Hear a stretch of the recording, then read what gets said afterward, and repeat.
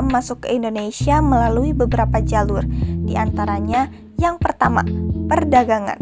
Perdagangan Muslim dari berbagai negara seperti Gujarat, India, dan Timur Tengah membawa ajaran Islam saat berlayar ke Nusantara sejak abad ke-7. Yang kedua, pernikahan. Para ulama dan saudagar Muslim dari Gujarat, Arab, dan Benggala menikah dengan penduduk pribumi sehingga ajaran Islam menyebar ke keluarga-keluarga pribumi. Yang ketiga, pendidikan. Para dai menyebar ajaran Islam di pesantren-pesantren dan para santri yang lurus menyebar ajaran Islam di kampung halamannya. Yang keempat, politik.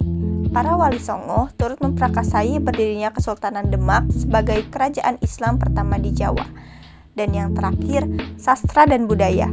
Karya sastra seperti kitab-kitab religius, hikayat, dan syair-syair Islam membantu penyebaran Islam. Perlu kalian ketahui, daerah pertama yang menerima Islam di Indonesia adalah Aceh, tepatnya di Pasai, Aceh Utara, dan Perlak, Aceh Timur. Wali Songo. Wali Songo adalah sebutan untuk 9 orang wali yang menyebarkan agama Islam di Pulau Jawa pada abad ke-14. Wali Songo menyebarkan Islam di Indonesia di Pulau Jawa dengan berbagai cara. Di antaranya, yang pertama, pendekatan budaya.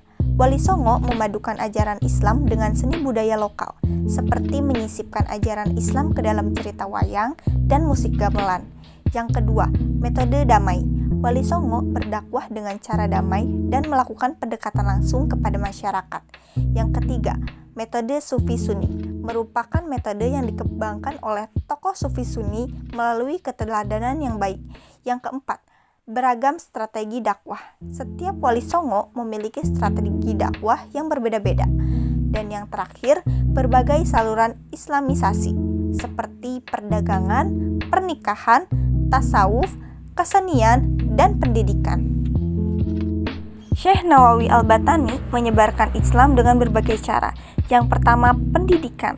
Mengajarkan Islam di Mekah Al-Mukarramah dan anak-anak didiknya menjadi tokoh dakwah di Nusantara. Yang kedua, karya tulis. Karya-karya yang tersebar di berbagai tempat dan menjadi rujukan hingga saat ini. Beberapa karya tulisnya di bidang fikih, Sulamul Al-Munajjah, Nihayah Al-Zain, Kasyifah Al-Sajah, dan Syarah Uqud Al-Zain fi Bayan Huquq Al-Zawzain.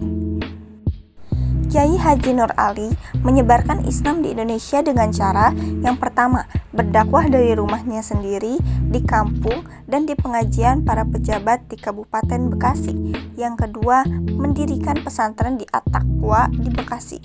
Yang ketiga, membangun lembaga pendidikan Islam untuk mencerdaskan anak bangsa.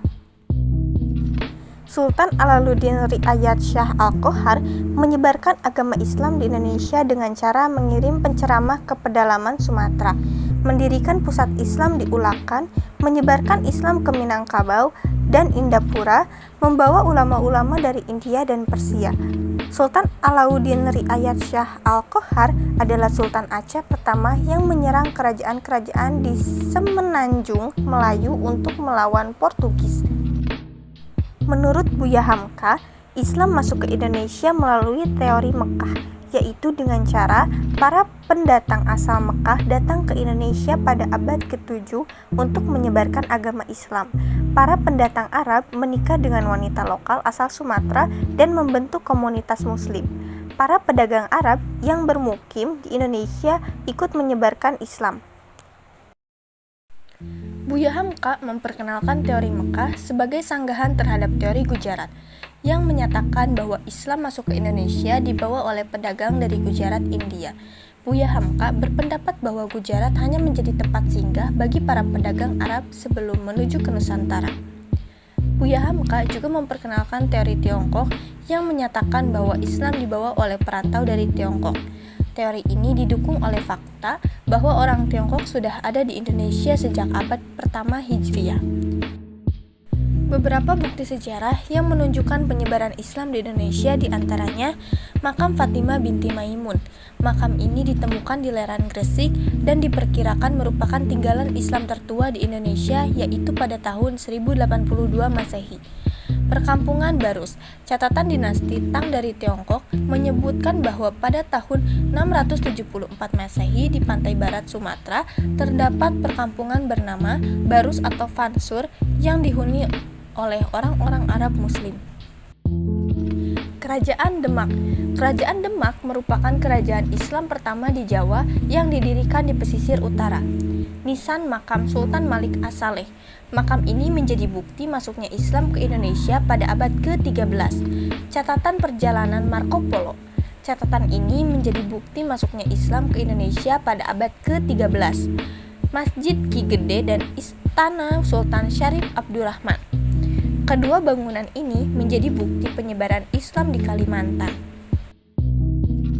Kesultanan Banjar, Kesultanan Kutai Kertanegara, dan Kesultanan Sukadana. Ketiga kesultanan ini menjadi bukti penyebaran Islam di Kalimantan.